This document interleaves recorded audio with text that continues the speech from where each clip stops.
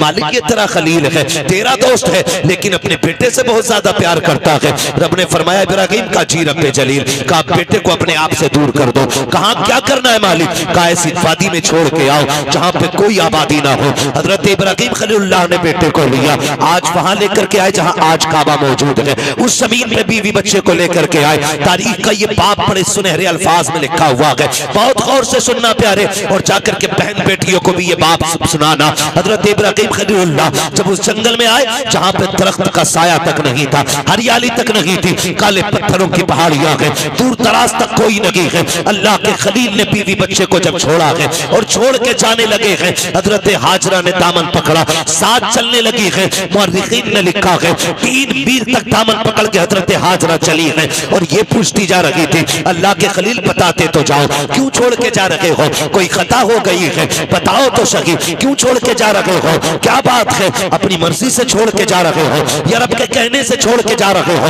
बेटा लंबी उम्र पा जाए, अगर बेटा बीमार हो जाता है, बाप रोता फिरता है, मेरे बेटे की लंबी उम्र की दुआएं की जाएं, मगर अफसोस की बात है अगर बाप बीमार होता है तो बेटा कहता फिरता है, मौलाना दुआ कीजिएगा ताकि बाप की मिट्टी अल्लाह को प्यारी हो जाए। अब अच्छे नहीं लगते हैं, अब परेशानी ज्यादा है, अब देखा नहीं जाता है। ये किस्मत की खराबी है जब बाप की मौत मांग रहे हो। अल्लाह तौफीक दे तो बाप की जिंदगी मांगा करो, लंबी उम्र मांगा करो। तुम नहीं जानते हो, अगर तुम्हें यह लगता है इसकी खांसी से घर का माहौल बिगड़ रहा है, इसकी आवाज से घर का माहौल बिगड़ रहा है, तो गलत सोचते हो। खुदा की कसम अगर ये बीमार बिस्तर पे पड़ा है, इसके हाथ उठते हैं खुदा की रहमतें बरस जाया करती हैं, इसकी जबान चलती है खुदा की तरफ से बरकतें आ जाती हैं। इसके लिए मौत ना मांगा करो, अगर मांग सकते हो इसके लिए जिंदगी की खैरात मांगा करो, जिंदगी की भीख मांगा करो। भूल गए हैं हम लोग, हमें शायद ये रिश्ते याद नहीं है। लोग तड़प जाते हैं, कहते हैं कि मेरा बाप अच्छा हुआ चला गया, गया तो घर खाली हो गया। शर्म आनी चाहिए, ये रिश्ते रब को कितने प्यारे हैं। बकरीद आने वाली है, सारे लोग गोश्त के चक्कर में पड़े रहते हैं। कोई कहता 80,000 का जानवर लिया है, कोई कहता 60 का लिया है। मेरे जैसा जानवर बस्ती में किसी का नहीं है। मुझे बताओ तो सही, ये कुर्बानियां जमाने के लिए हो रही है या खुदा के लिए हो रही है? अगर रब के लिए है तो फिर ये मुकाबला कैसा है, ये दिखावा कैसा है? जानवर को ला करके दरवाजे पे बांध दिया जाता है ताकि दुनिया देख करके जाए जैसा सेठ का बकरा है ऐसा किसी का बकरा नहीं है, जैसे फला का जानवर है वैसा किसी का जानवर नहीं है। शर्म आनी चाहिए। हमारी कुर्बानी अल्लाह के लिए हो, हमारी तमाम जितनी भी नेकियां हैं अल्लाह और उसके रसूल की रजा के लिए होनी चाहिए। कुर्बानी क्या है? क्या सिर्फ गोश्त के लिए कुर्बानी की जाती है या सिर्फ गर्दनें काटी जाती है? गौर करो प्यारे, पूरी कुर्बानी ये किसी रिश्ते की याद दिलाती है। इतनी आसानी से सिर्फ कुर्बानी कह के नहीं गुजरा जा सकता है। आप देखो तो सही तारीख का ये बाप पलटो, लोग हज करने के लिए जाते हैं, सफा मरवा की सही ये माँ बाप की और औलाद के रिश्ते की याद दहानी है। आप देखें ज़मज़म आप पिएंगे तब भी तुम्हें माँ और बेटे का रिश्ता दिखाई देगा। आप जाएंगे जब शैतान को कंकर मारेंगे वहां भी तुम्हें बाप बेटे का रिश्ता दिखाई देगा। जब गर्दन पे छुरी चलाते हो जानवर की, गौर से देखना वहां भी बेटे का बाप का रिश्ता नजर आएगा। ये रिश्ता कितना अजीम है रब की बारगाह में। आप गौर तो करो प्यारे, आज हम ये समझ लेते हैं क्या किया दुनिया के बाप पालते हैं, हमारे बाप ने पाला तो कौन सा बड़ा काम कर दिया। हम नादान हैं, गलत कह रहे हैं इस बात को। उनसे पूछो जिनके पास बाप का साया नहीं है, जमीन कितनी तंग नजर आती है, खुशियां कितनी महदूद हो जाती है जब सर से बाप का साया चला जाता है। खुदा की कसम अगर बाप होता है तो पता नहीं चलता जवानी कब आ गई है, और अगर बाप चला जाता है तो फिर जवानी मुश्किल से मैसर हुआ करती है। जिस उम्र में पस्ते और किताबें होनी चाहिए उस उम्र में हाथों में औजार आ जाते हैं, मैकेनिक बना दिया जाता है, होटलों के बर्तन आ जाया करते हैं। माँ बाप का न होना जिंदगी को तबाह बर्बाद कर देता है। अल्लाह ने माँ बाप जैसी दौलत दी है, नौजवानों उनकी इज्जत करना, उनकी खिदमत करना। जब तक माँ बाप होते हैं ये समझ लेना खुदा की रहमतें नाजिल होती रहती है। मैं तारीख का ये बाप पलटना चाहता हूँ, आप तारीख उठा करके देखिए। अल्लाह के खलील हजरत इब्राहिम अलैहिस्सलातु व तस्लीम, हजरत इब्राहिम की आप जिंदगी पढ़िए। आपने पूरी जिंदगी रब की बारगाह में इम्तिहानात पेश किए, क्यों ना करते? क्योंकि खलील है, अल्लाह के दोस्त हैं, कुर्बानियां पेश कर रहे हैं, इम्तिहानात की मनाजिल से गुजरते जा रहे हैं। आज जानवर कुर्बान करने की बात आती है। अभी बात बताई थी जैसा कि कहा गया था, अभी मुफ्ती साहब ने बताया था कि जब कुर्बानी की बात आती लोग बहाना कर देते हैं, कर्जा है नहीं कर सकते, पता नहीं है चटनी नहीं चल रही है, रोटी नहीं चल रही है। और अगर कोई बेचने लग जाए अभी 1 लाख का मोबाइल खरीद लेगा, 70,000 का मोबाइल खरीद लेगा, लेकिन कुर्बानी के लिए 3500 रुपए देते हुए कलेजे फट जाया करते हैं। तुम्हें सोचना चाहिए कुर्बानी अल्लाह की बारगाह में बहुत बड़ी इबादत है। फरमाया गया कुर्बानी के दिनों में कुर्बानी से बड़ी कोई इबादत नहीं है। अगर कुर्बानी की जगह पे आप एक सोने का ढेर भी अल्लाह की राह में खर्च कर दो तब भी अल्लाह उतना राजी नहीं होता है जितना तुम्हारी कुर्बानी से अल्लाह राजी हुआ करता है। इसमें बहाने ना बनाया करें, इसमें आप हीले तलाश करके ना निकला करें। तारीख का ये बाप पलटिए, शुक्र अदा करें अल्लाह ने जानवर की कुर्बानी मांगी है। अगर बेटे की कुर्बानी मांग लेता तो अल्लाह ने अपने खलील से बेटे की कुर्बानी मांगी, हमसे मांग लेता तो बकरा देने तैयार नहीं है। बेटे के मामले में फिर क्या होता? वो करीम है, उसने इब्राहिम खलीलुल्लाह की सुन्नत को जिंदा करने के लिए हमसे जानवर की कुर्बानी मांगी। जानवर की कुर्बानी जिंदा मांगी, जानवर की कुर्बानी मांगी है। और आप इस बात पे भी गौर करें, इस बात पे भी गौर करें, अगर आप मुसलमान हैं तो आपको आजमाया जाएगा। कहते यार मुसलमान और हम पे मुसीबतें आ रही हैं। हाँ हाँ, आप मुसलमान हैं तो आप ही को आजमाया जाएगा। वो कहा था किसी ने शहादत गए उल्फत में कदम रखना है।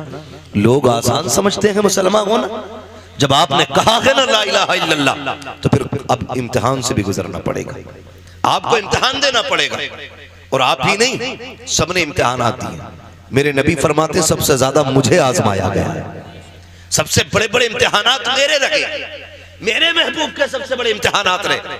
लेकिन हुजूर ने इम्तिहानों में क्या किया? तारीख गवाह है, किसी ने पत्थर मारे, मेरे हुजूर ने बदले में पत्थर नहीं मारा। किसी ने सितम किए तो हुजूर ने बद्दुआ नहीं की। मक्के से निकाले गए लेकिन हुजूर ने कभी बद्दुआ के लिए हाथ नहीं उठाए। यहां तक कि ताइफ में पत्थर लगे, हुजूर के हाथ उठ गए। हाल क्या था? जूतियां खून से भरी हैं, बदन कपड़े खून से शराबोर है, चेहरे से खून बह रहा है, लेकिन हाथ उठे तो यही कहा था मालिक इन्हें अजाब ना देना, इन्हें बख्श दे मालिक, इन्हीं की नस्ल से दीन के अलंबरदार पैदा फरमा देना। ये हमारे हौसले हैं, ये हमारे मामलात हैं। जरा से इम्तिहान आता जाए लोग को कलेजे फट जाते हैं। हम मुसलमान हैं, हम पे ये सितम हो रहा है, हम मुसलमान हैं, हम सताए जा रहे हैं। कहाँ है अल्लाह की मदद नहीं आती? कब आएगी अल्लाह की मदद? ओ भाई इम्तिहान की घड़ियां हैं, इनको जरा संभल के पार करना है। जो इम्तिहान में पार हो जाता है, इम्तिहान पास कर जाता है, समझ लेना दुनिया भी कामयाब है, आखिरत भी कामयाब है। कैसे कैसे आजमाया जाता है, यही अल्लाह के खलील है। आपको कैसे आजमाया गया? जंगल में रखा गया, अल्लाह के खलील ने सब्र किया। फिर क्या किया गया? लोगों ने बहुत सताया, परेशान किया, आपने बुत तोड़े, लोग दुश्मनी पे आमादा हो गए। यहां तक के नारे नमरूद को तैयार किया गया। आग इतनी तेज थी, इतनी तेज थी कि परिंदा कोई ऊपर से गुजरता तो वो गिर जाया करता था और मर जाता था उसकी तपिश से। अल्लाह अकबर, तारीख का ये बाप पलटते चले और देखते चले। जब उसी नमरूद की आग में डालने की बारी आई, हजरत जिब्रील अमीन ने आके कहा था इब्राहिम रब के खलील हो, मैं रब की बारगाह तक जाता हूँ, अगर कोई जरूरत हो तो बताएं। आप मंजनीक के अंदर रखे हुए हैं, ये नहीं कहा था जिब्रील देखो सामने आग है, मैं मंजनीक में हूँ। कहा था कि मैं जानता हूँ, मेरा रब भी जानता है, मुझे कोई जरूरत नहीं है। कहा फिर अपने रब ही से कह दो। कहा जो सब जानता है उससे कहने की जरूरत क्या है? जिसमें वो राजी है उसमें मैं राजी हूँ, ये कह के आप राजी हो गए। जब नारे नमरूद में डाला गया, अल्लाह ने आग को ठंडा होने का हुक्म दिया, आग ठंडी और सलामती वाली हुई। आप नारे नमरूद में रखे, बाहर तशरीफ लेकर के आए। उसके बाद फिर आप हजरत सारा के साथ अपना वतन छोड़ देते हैं। बहुत लंबा वाकया है, बादशाह ने पकड़ा। फिर उसके बाद बदले में आपको हजरत हाजरा भी तोहफे में पेश की गई। हजरत हाजरा से आपने निकाह किया। जब कोई औलाद न थी, अल्लाह ने हजरत हाजरा से एक बेटा अता फरमाया। जब एक बेटा पैदा हुआ, आपकी मोहब्बत ज्यादा हो गई, फरिश्ते बातें करने लगे, मालिक ये तेरा खलील है, तेरा दोस्त है, लेकिन अपने बेटे से बहुत ज्यादा प्यार करता है। रब ने फरमाया इब्राहिम का जी रब्बे जलील, का बेटे को अपने आप से दूर कर दो। कहा क्या करना है मालिक? का ऐसी वादी में छोड़ के आओ जहां पे कोई आबादी ना हो। हजरत इब्राहिम खलीलुल्लाह ने बेटे को लिया, आज वहां लेकर के आए जहां आज काबा मौजूद है। उस जमीन पे बीवी बच्चे को लेकर के आए। तारीख का ये बाप बड़े सुनहरे अल्फाज में लिखा हुआ है, बहुत गौर से सुनना प्यारे, और जाकर के बहन बेटियों को भी ये बाप सुनाना। हजरत इब्राहिम खलीलुल्लाह जब उस जंगल में आए जहां पे दरख्त का साया तक नहीं था, हरियाली तक नहीं थी, काले पत्थरों की पहाड़ियां है, दूर दराज तक कोई नहीं है। अल्लाह के खलील ने बीवी बच्चे को जब छोड़ा है और छोड़ के जाने लगे हैं, हजरत हाजरा ने दामन पकड़ा, साथ चलने लगी है। मुअर्रिखीन ने लिखा है 3 मील तक दामन पकड़ के हजरत हाजरा चली है और ये पूछती जा रही थी, अल्लाह के खलील बताते तो जाओ, क्यों छोड़ के जा रहे हो? कोई खता हो गई है, बताओ तो सही, क्यों छोड़ के जा रहे हो? क्या बात है? अपनी मर्जी से छोड़ के जा रहे हो या रब के कहने से छोड़ के जा रहे हो? ये हजरत हाजरा कहते कहते 3 मील तक दौड़ी है। तारीख गवाह है, खुदा की कसम, एक जुमला भी हजरत हाजरा ने नाशुक्री का नहीं कहा था। आज शौहर अगर बीवी के पसंद के कपड़े न लाता है तो फिर बीवियां बिगड़ जाया करती हैं। कहती तुम्हारे घर में सुकून नहीं मिला है, जब से तुम्हारे घर में आई हो मुझे मिला ही क्या है? इस तरह के ताने दिया करती है। ए मेरी बेटी, मेरी बहन, कान खोल के सुन लेना, तेरी जन्नत तेरे शौहर के कदमों में रखी गई है। तू लाख सजदे कर ले, लाख नवाफिल पढ़ ले, अगर तेरा शौहर तुझसे नाराज है तो खैरियत नहीं है। अगर तेरा शौहर 2 पैसे की चीज लेके आता है, उससे चेहरा बिगाड़ के बात ना कर, उसका मुस्कुरा के इस्तेमाल करना। तू नहीं जानती है कि तेरे शौक तो इतने हैं कि शौहर की कमाई उतनी नहीं है। लंबी लंबी लिस्टें बना के दी जाती है, मुझे 7,000 का जोड़ा चाहिए, 8,000 का जोड़ा चाहिए। मेरी बहन तो कनीज़े फातिमा ज़हरा है, तेरे लिए जन्नत में महल्लात तैयार किए गए हैं, जन्नत में जन्नती लिबास तेरे लिए है। फकत इतना करना है, तुझे अपने शौहर की रजा में राजी रहना है। तू कौन है? तेरी औकात क्या है? ना तू वली की बेटी है, ना तू नबी की बेटी है, ना तू नबी की बीवी है, ना तू वली की बीवी है। तारीख का ये बाप पलट के तो देखो, हजरत हाजरा को अल्लाह का खलील छोड़ के जा रहा है, जंगल में छोड़ के जा रहे हैं। कोई दरख्त नहीं है, कोई साया नहीं है, जंगल की जंगल है। 3 मील तक दौड़ी है, दामन पकड़ के दौड़ के कहा था, खलील ये तो बता के जाओ, क्यों छोड़ के जा रहे हो? इतनी सी खजूरें, इतना सा पानी, ये किसके सहारे है? अल्लाह के खलील की आप तारीख पढ़िएगा, आग में डाले गए हैं, अल्लाह के खलील नहीं रोए हैं, वतन छोड़ा है नहीं रोए हैं, नमरूद की फौज ने पीछा किया है नहीं रोए हैं। लेकिन जब बेटे को जंगल में छोड़ के जा रहे हैं, लोग कह दिया करते हैं मेरे बाप का रिश्ता की क्या है, मेरा बाप मुझसे प्यार नहीं करता है। गैरत आनी चाहिए। खुदा की कसम, वो खलील जो नमरूद की आग से लग डर के नहीं रोया, वो खलील जो आग में डाला गया तब आंसू नहीं आए, दुश्मनों ने पीछा किया तब नहीं रोया। लेकिन आज जब बेटे को छोड़ के जा रहे हैं, आंख से आंसू टप टप गिरते जा रहे हैं। शरीक हयात ने कहा था, अल्लाह के खलील बताते तो जाओ, इस जंगल में क्यों छोड़ के जा रहे हो? अच्छा ये बताओ, अपनी मर्जी से छोड़ रहे हो या रब ने हुक्म दिया है? इतना सुनना था। अल्लाह के खलील ने कहा था, हाजरा प्यारी सौजा बता तो सके, अगर रब ने किसी को ऐसा बेटा दिया हो और वो भी कोई शुरू उम्र का ना हो, 70 साल की उम्र में मिला हो, और यूं ही नहीं जिसको दुआओं में मांगा हो, सजदों में रो के मांगा हो, तब जाके इस्माइल सा बेटा मिला हो, क्या ऐसे बेटे को कोई जंगल में छोड़ जाएगा? अपनी मर्जी से छोड़ के जाएगा? कहा हाजरा ये अपनी मर्जी से छोड़ के नहीं जा रहा हूं, बल्कि अपने रब के कहने से छोड़ के जा रहा हूं। हजरत हाजरा ने इतना सुना, तवक्कुल अल्लाह देखिए, अल्लाह पे भरोसा देखिए, इतना सुनना था, दामन छोड़ा, मुस्कुरा के कहती है, खलील पे ठहरो, ये पानी भी ले जाओ, खजूरें भी ले जाओ। कहा क्या करोगी? कहा जिस रब की मर्जी से छोड़ के जा रहे हो वही रब खाना भी दे देगा, पानी भी दे देगा। इसे तवक्कुल अल्लाह कहते हैं। क्या बात है। नारे तकबीर, नारे रिसालत, मसलके आला हजरत खतीब अहले सुन्नत मुफ्ती हम्माद रजा मुरादाबादी, नारे तकबीर। ये रिश्ता होता है माँ बाप का, इसे समझने की कोशिश करें। जो खलील नारे नमरूद से न रोया, वो बेटे की जुदाई पे रो दिया, वो बेटे को छोड़ते वक्त रो दिया। सोच तो सही, कैसे कह देते हो मेरा बाप प्यार नहीं करता? खुदा की कसम खा के कहता हूं, मंडी चले जाओ, मार्केट चले जाओ, जितने मजदूर थैले हाथ में लेके खड़े होते हैं ना, उनसे पूछना इस उम्र में क्या जरूरत थी इतनी गर्मी में काम करने की? सिर्फ यही कहेगा, बच्चों का पेट है, बच्चों के लिए आया हूं। बच्चों की जरूरतें माँ बाप को मौत तक ले जाती है, और औलाद कहती है क्या किया है मेरे बाप ने, क्या किया है मेरे बाप ने? खुदा की कसम, अगर तेरे हलक में हराम का लुकमा नहीं जाने दिया है तो सबसे बड़ा एहसान किया है तेरे बाप ने तेरे ऊपर, बहुत बड़ा एहसान किया। और मैं ज्यादातर नौजवान बेटे आपसे गुजारिश कर जाऊं, आप ही के रामपुर से एक दिन फोन आया, कहा गया कि मौलाना हमारे अब्बा को समझाइए। मैंने कहा बात क्या? उसने कहा रिश्ते नहीं हो रहे हमारे। मैंने कहा वजह? उसने कहा वजह यह है कि जो भी रिश्ता करने आता है वो ये पूछता है कि तुम्हारा बाप क्या करता है, या मेरे बाप से पूछता आप क्या करते। तो जब वो कहते हैं हम रिक्शा चलाते, तो रिश्ते करने वाले लौट के चले जाते। तो उसने कहा हमें गैरत आ रही है, हमारा बाप रिक्शा चला रहा है। मैंने कहा ठंडे दिमाग से सोच, शाम को तेरा बाप आता है तो कपड़े पसीने में भीगे होंगे। कहा हाँ। तो मैंने कहा उसके तलवे चूमा कर, वो पसीना बहा के कमा के लाता है, किसी का खून बहा के कमा के नहीं लाता है। हमारी दुनिया को हो क्या गया है, हमें करोड़पति चाहिए, चाहे दलाल हो, रिश्वतखोर हो, ब्याज लेने वाला हो, हराम की दौलत इकट्ठे करने वाला हो। ये चार चांद कब तक? जब तक मौत नहीं आ रही।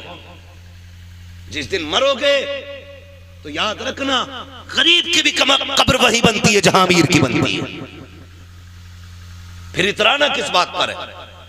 नौजवानों, अपने मजदूर बाप की इज्जत करना, मजदूर बाप की इज्जत करना। उसने कम से कम तुम्हें हलाल के लुक़्मे खिलाए। फरमाया गया जो हराम के लुक़्मे खा के बढ़ेगा जिस्म, वो जहन्नम का ईंधन बनाया जाएगा। क्या यह एहसान नहीं किया बाप ने कि ईंटें ढोता रहा, रक्शे चलाता रहा, बोझ उठाता रहा, लेकिन किसी के आंसू बहा के पैसा नहीं लाया, किसी का हक मार के पैसा नहीं लाया, किसी को सता के पैसा नहीं लाया। तुझे क्या पता है, लोग कहते मजदूर के घर बेटी नहीं देनी है। मैं कहता हूं अगर बेटी देनी है तो मजदूर के घर दे। खुदा की कसम तेरी बेटी को जो इज्जत मजदूर के घर मिल सकती है वो दुनिया के दौलतदार के घर नहीं मिलेगी। किसी रिश्वतखोर या ब्याजुए के घर जाकर के तेरी बेटी को वो इज्जत नहीं मिलेगी जो एक मजदूर के घर तेरी बेटी को इज्जत और सुकून मिल सकता है। वजह ये है आज हम इज्जत मजदूर को जलील समझते हैं। महबूब की चौखट है। एक गरीब सहाबी आए, आका करीम को सलाम पेश किया, अर्ज करते हैं या रसूल अल्लाह आज माशरा बहुत बिगड़ता जा रहा है, क्या बात है? आका हम मजदूर डिपार्टमेंट से ताल्लुक रखते हैं, हमारी मजदूरी नहीं दी जाती है, लोग पैसा मार लेते हैं, आका में कई कई दिन तक धक्के दिए जाते हैं। मेरे नबी ने इतना सुना उठ के खड़े हो गए, फरमाया मुसाफा नहीं करोगे? कहते हैं या रसूल अल्लाह हाथ ऐसे नहीं है जो आपके हाथ में दिए जा सके। क्या बात है? काका इन हाथों से मजदूरी करता हूँ, हाथों में छाले पड़े हैं, फेंटे हैं, कहाँ आप जैसे आपके गुलाब जैसे हाथ, कहाँ मेरे ये सख्त हाथ। आका खैरत आती है आपके हाथ में हाथ देते हुए। मेरे नबी ने उसके हाथ देखे, फरमाया ला तेरे हाथों को बोसा दे दो। इतना सुनना था, मजदूर की आंख में आंसू आ जाते हैं। या रसूल अल्लाह आप बोसे की बात करते हैं, यहाँ मजदूर को बगल में बैठा के कोई पानी नहीं पिलाता है, यहाँ साथ बैठा करके कोई एक प्लेट में खाना नहीं खिलाता है। आका आप हैं कि चूमने की बात कर रहे हैं। मेरे नबी ने इतना सुना, फरमाते हैं खाली सिर्फ निजाम नहीं बनाना है बल्कि जमाने को मजदूर की इज्जत भी बतानी है। आका करीम ने जब मजदूर के हाथ को बोसा दिया तड़प गया आका, इतनी इज्जत। फरमाया सिर्फ इज्जत नहीं, एक कानून भी बता रहा हूँ, जाओ जमाने से कह देना कि मजदूर की मजदूरी पसीना सूखने से पहले दे दो। कहा ये इज्जत किसने दी है? तो बता देना ये इज्जत मदीने वाले मुस्तफा ने अता की। हम मजदूर को हिकारत से देखते हैं और मेरे नबी ने फरमाया लो एक इज्जत का ताजोड़ दे रहा हूं। हुजूर कौन सा? फरमाया अल कासिबु हबीबुल्लाह, जो मेहनत मशक्कत करके कमाएगा कयामत में अल्लाह उसे अपने हबीबों की सफ में जगह अता फरमाएगा। तो कम से कम इतना ख्याल करें नौजवानों, हम तो अपने बाप की मेहनत का ख्याल करें। अगर ये दुनिया वाले हमें मजदूर का बेटा कहते हैं तो कहने दें, हमें उस बाप की इज्जत करनी है जिसने चौक में गालियां खा के मजदूरी पे धक्के उठा के हमें पाला है। तुमसे तो कम से कम इतनी तवक्को होगी उस बाप को कि कोई इज्जत करे ना करे, मेरा बेटा तो इज्जत देगा ना। अगर वही औलाद उसे जलील करने लगे तो बताओ वो जी के क्या करेगा? क्या करेगा वो जी के? जब वही औलाद उससे कहती हो कि तुझे टुकड़े डालने से बेहतर है कुत्ते को टुकड़े डाल दिया जाए, क्या करेगा वो बाप जी के? उसे हार्ट अटैक नहीं आएगा? उसे हार्ट अटैक नहीं आएगा? वो रोएगा नहीं अपनी कमनसीबी पे? क्या वो भूल गया होगा उन दिनों को जब तुझे गोद में उठा के वो गली गली फिरता रहा? मुझे बताओ, तुझे सर्दियों में बुखार आया, बाप ने सारे कंबल तुझे उड़ाए, खुद ठंडी में ठिकरता हुआ मंडियों के, गलियों के, बाजारों के, हॉस्पिटलों के चक्कर लगाता रहा, खुद मर गया लेकिन बेटे को जिंदगी दे गया।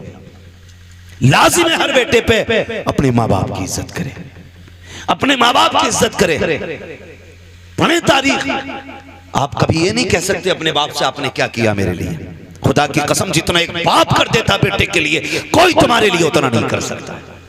मैं तो चैलेंज के साथ कहता हूं, एक बाप को तोलने के लिए ना खुदा की कसम जिंदगियां कम पड़ जाएंगी, लेकिन बाप की मशक्कतों का अंदाजा नहीं लगाया जा सकता। आप भी जानते हैं एक आदमी को अपना पेट पालने में कितनी मुश्किल आ सकती है। कोई मुश्किल बात है एक आदमी को पेट पालना? कोई मुश्किल बात नहीं, और कोई मशक्कत भी नहीं। अकेला बंदा कहीं भी खा पी के गुजारे कर लेता है, लेकिन दुनिया भर की सहूलतें बाप औलाद के लिए उठाता है, औलाद के लिए उठाता है। बेटा पैदा हो मीठा तकसीम करता है, जवान हो जाए तो निकाह की तैयारियां करता है। हाँ, आप देखें ना मास्टर इरफान साहब, इन्होंने इतना खर्च किया। मैं कहता हूं कि अगर और इनका बेटा ना इनकी दवा के लिए सिर्फ इतना खर्च कर देना जितना आज इन्होंने किया अपने बच्चों के लिए, तो शायद बड़े सुखी रहेंगे। लेकिन हम भूल जाते हैं, हम अपने बाप की दौलत को अपनी समझते हैं, लेकिन अपनी दौलत को बाप की दौलत नहीं समझते। ये कड़वी सच्चाई है। जो बाप कमाता रहा है, तुम अपनी मर्जी से फर यारों में उड़ाते रहे, फर उड़ाते रहे। अब्बा आज मेरा बर्थडे है, अब्बा आज मैं पास हुआ हूं, यारों को पार्टी देनी है। वो कैसे कमा के लाता रहा उसने तुमसे नहीं बताया। जो तुम मांगते रहे वो देता रहा। उसने बुढ़ापे में इतना कहा था, बेटे खांसी बढ़ गई है, एक सिरप चाहिए। तुमने मुंह बिगाड़ के कहा, तुम्हारे खर्चे उठाऊं या औलाद के खर्चे उठाऊं? लोग कहते हैं बाप उस दिन मरा जिस दिन सांसें रुकी। मैं कहता हूं नहीं, ये तो उस दिन मर गया था जिस दिन बेटे ने हाथ रोक लिया था, उसी दिन बाप मर गया था। खुदारा बदलो अपने आप को, अपने बाप की इज्जत किया करो। और दुनिया में तुम्हारे बाप को कोई इज्जत नहीं देता, तुम इज्जत दे के बताओ कि तू किसी की नजर में जलील होगा, लेकिन मेरी नजर में तेरी इज्जत एक बादशाह से ज्यादा है। ये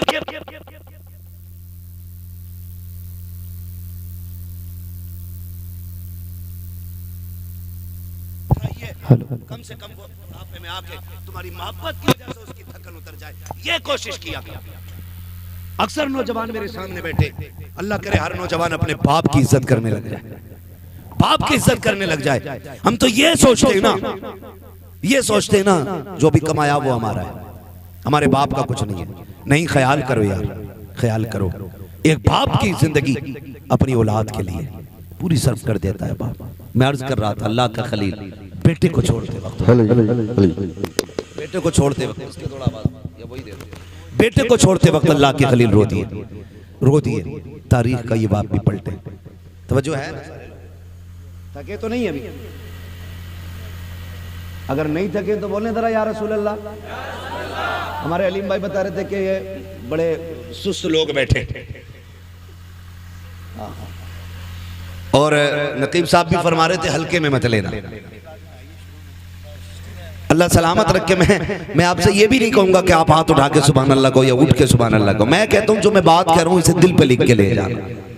अगर आज के बाद एक बाप को भी इज्जत मिल गई ना, तो मैं समझूंगा हम सबका यहाँ आना कामयाब हो गया, आपका बुलाना कामयाब हो गया। बस यही कोशिश रहती है। मेरी तकरीर तबे यार को बेचैन करती है, सबब के आगे वही कहता हूं जो दिल पर गुजरती है। मुझे बहुत दूर से बुलाया है, मैं बजाय तो मुरादाबाद का हूं, और लेकिन पूछा मुफ्ती साहब कबिला से, अपने भी घर आना पड़ता तो जहाज से ही आना पड़ता। हाँ, बिना फ्लाइट के अपना घर भी मैसर नहीं होता है।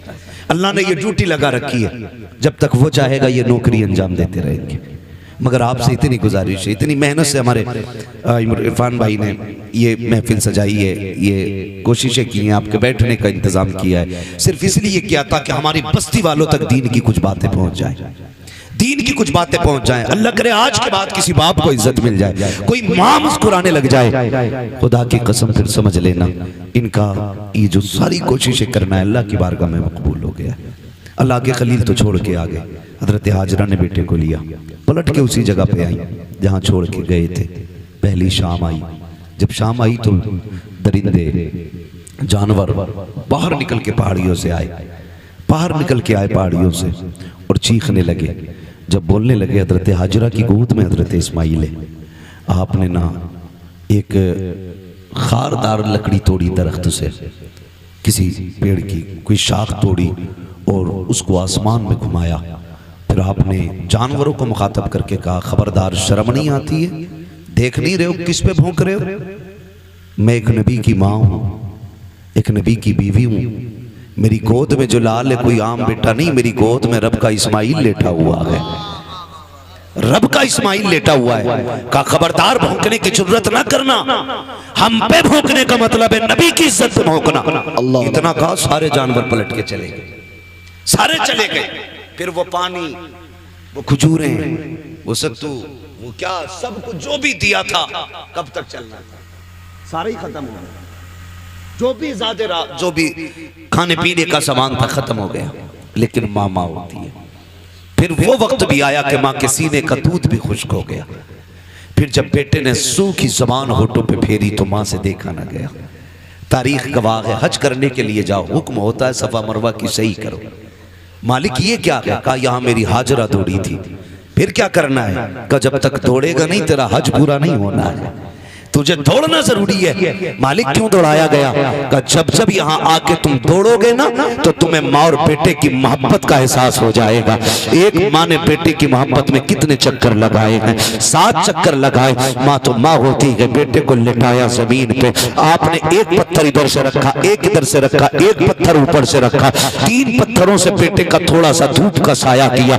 उसके बाद दौड़ लगाई है पानी की तलाश में। आप दौड़ करके पहाड़ के सिरे पे चढ़ी है, चारों तरफ देखा पानी नजर नहीं आया। फिर ख्याल आया मेरे बेटे को कोई जानवर न ले जाए। फिर पलट के वापस आई है, फिर बेटे की खुशकी देखी है, फिर दौड़ लगाई है। बाज मार्रिखीन ने यहाँ तक लिखा है कि 7वें चक्कर पे हजरत हाजरा गिर जाती है। अल्लाह अकबर जब गिरी है, इधर हजरत इस्माइल ने एड़ियां रगड़ी है। जब एड़ियां रगड़ी, रब ने फरमाया जिब्रील जी रब्बे जलील जल्दी कर दौड़ के जाकर के मेरे इस्माइल की एड़ियों की जगह से चश्मा जारी करके। तारीख गवाह है, हजरत हाजरा ने खुद को संभाला और दौड़ करके आई। क्या देखती है? जहां बेटे के पैर लग रहे थे वहां से पानी का चश्मा जारी हो गया है, चश्मा जारी हो गया है। आज दुआ के लिए तुम मियाओं के चक्कर लगाते हो, खानकाहों में डूब जाते हो। जिससे दुआ लेनी थी तुमने उससे दुआ नहीं दी। अगर तकदीर बिगड़ रही है, बरकत नहीं हो रही है, जाके माँ से दुआ ले ले। खुदा की कसम,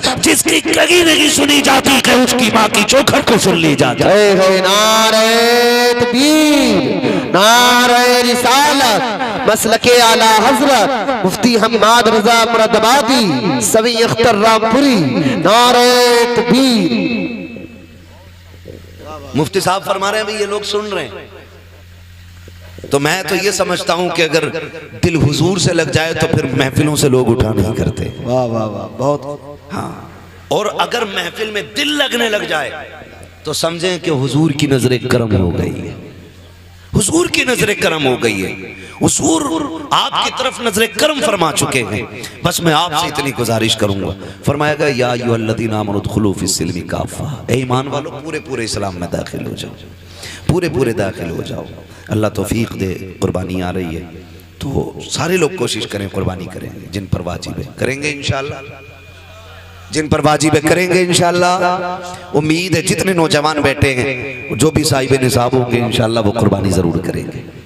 हाँ, अल्लाह ताला हमें अपनी सच्ची मोहब्बत अता फरमाए। और थोड़ा सा ख्याल करें, एक पैगाम आखिर में चलते चलते मैं ये भी दे दूँ। मेरे भाई कोशिश ये करनी है, कुर्बानी अक्सर और बेशतर हम लोगों के यहाँ होती है। होता क्या है कि हम अक्सर उनके घर गोश्त भेजते हैं जिनके घर से हमारे घर गोश्त आता है ना? उनके घर गोश्त भेजते हैं ज्यादातर जिनके घर से हमारे घर आता है। यानी जिनके घर से हमारे घर गोश्त नहीं आता उनके घर हम गोश्त नहीं भेजते। और बात बताऊं अगली, बुरा ना मानिएगा, मैंने पहले ही कहा था, वही कहता हूं जो दिल पर गुजरती है। अगर किसी बंदे ने एक बड़े का कुर्बानी की और एक बकरे की कुर्बानी की तो कमजोर लोगों में बड़े की बोटियां भेजी जाती हैं और बड़े लोगों में छोटे की बोटी भेजी जाती है। यही होता है ना? हाँ, कहेंगे भी नहीं हाँ, क्योंकि शर्म आती है। मैं तो ये नहीं कह रहा कि आप करते, लेकिन होता है कुछ जगह पे ऐसा। मैं आपसे ये कहूंगा यार, वो भाई अल्लाह तौफीक दे। तो पहली बात तो ये कि 4-4 बोटियां बांटने का रिवाज है। 8-8 बोटी बांट रहे हैं, कम से कम इतनी तो दो जो कम से कम एक वक्त का खाना हो जाए किसी के घर का। कुछ जगहों पे तो हजरत मसला ये है कि बकरीद के गोश्त से मुहर्रम का हलीम बनाते हैं। ये कंडीशन हमारी कौम की है। कुर्बानी के बाद ऐसा फ्रिज में पैक करते हैं कि मुहर्रम की 9 तारीख को ही निकलता।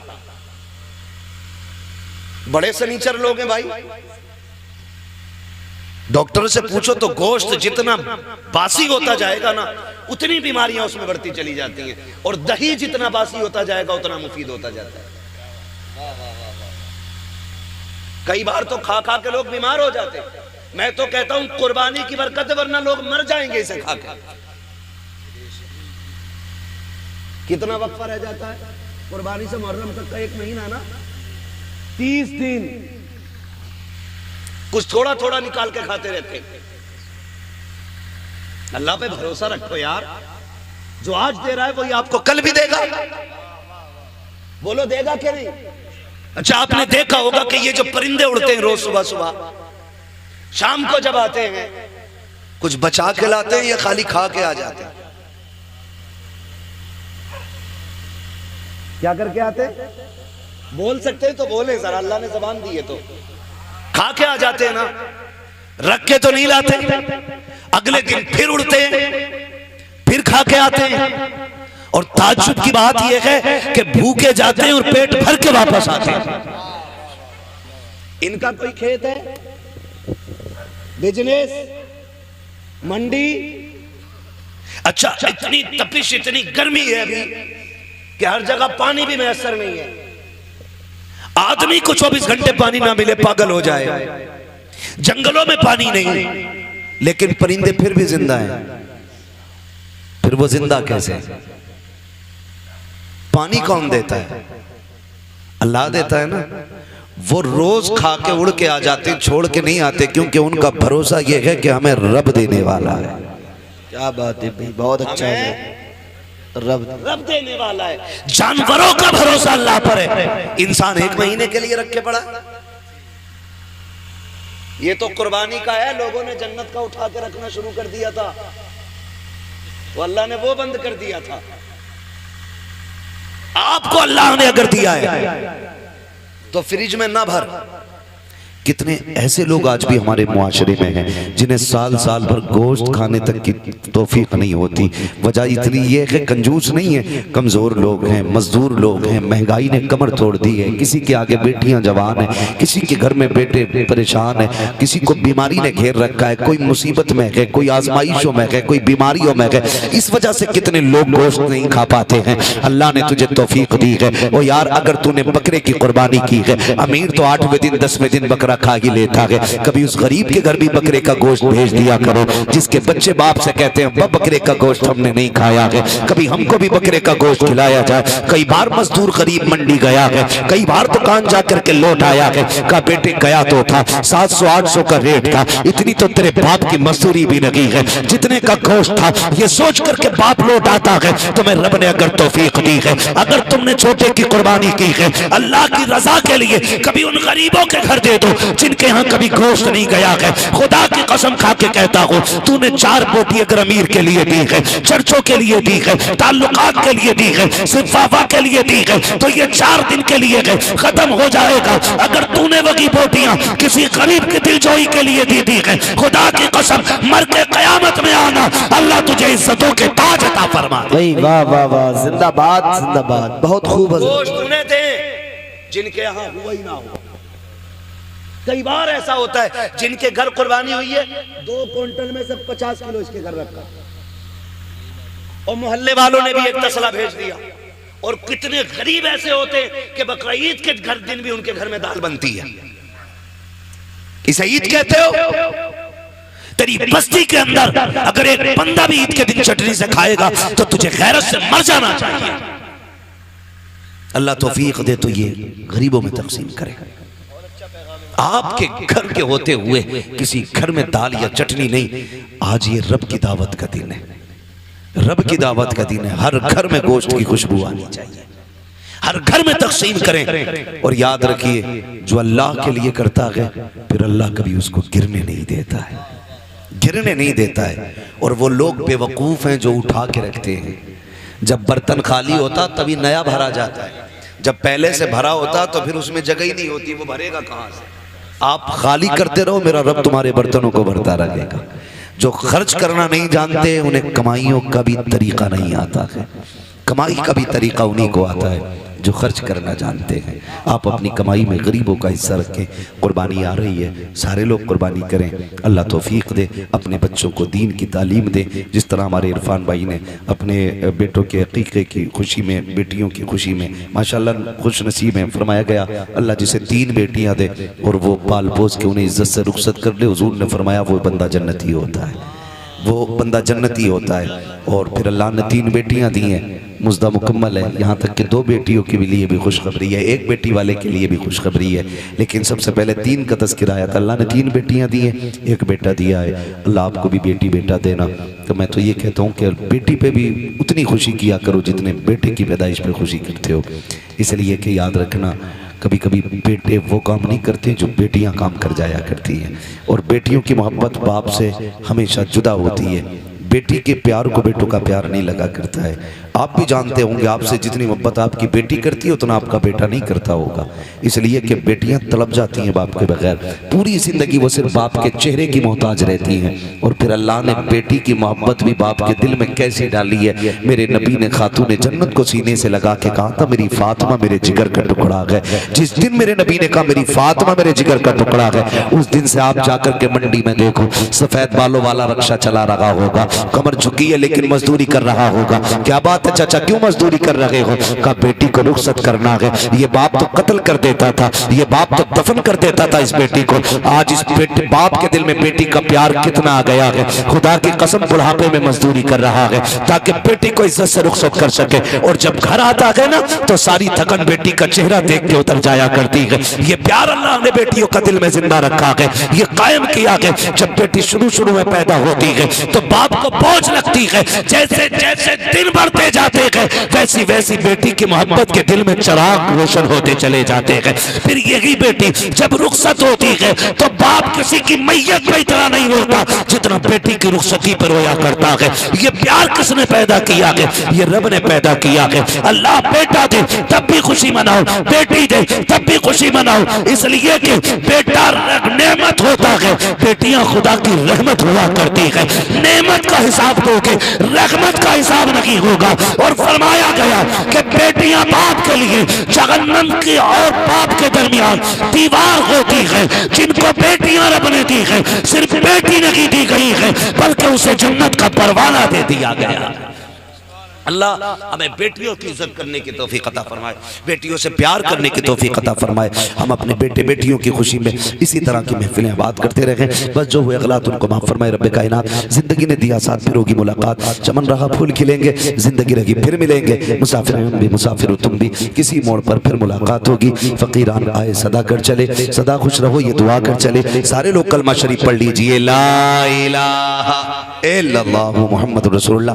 मेरी सारी बातें याद रखें, माँ बाप की इज्जत करेंगे इंशाल्लाह। सारे बोले इंशाल्लाह और जोर से। अपनी जिंदगी में अपने बाप को दुख नहीं होने देना है। कोई हमारे बाप को इज्जत दे ना दे, हम अपने बाप को इज्जत देंगे। दुनिया कितना भी नीचा समझे लेकिन अपने बाप को यह एहसास दिलाएंगे कि हम अपने बाप को एक बादशाह से ज्यादा इज्जत देते हैं। हमारी जिंदगी में हमारे बाप का वो वकार है जो बादशाह का वकार रियाया की नजर में होता, ये हमें एहसास दिलाना है और अपने बाप की खिदमत करनी है। अगर उनकी जिंदगी आपको मिल गई है तो आप खुश नसीब होंगे अगर उनकी खिदमत करके जन्नती हो जाए।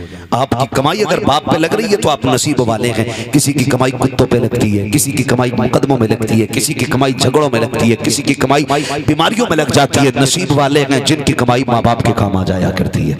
अपनी कमाई का हिस्सा अपने माँ बाप पे खर्च कीजिएगा। दूसरी बात मैंने कही थी, कुर्बानी आ रही है, जिन पे कुर्बानी वाजिब है वो सारे लोग कुर्बानियां करें। तीसरी बात एक और ये भी कही मैंने कि खुदा अपने दुश्मनों को माफ करने का हौसला पैदा करे।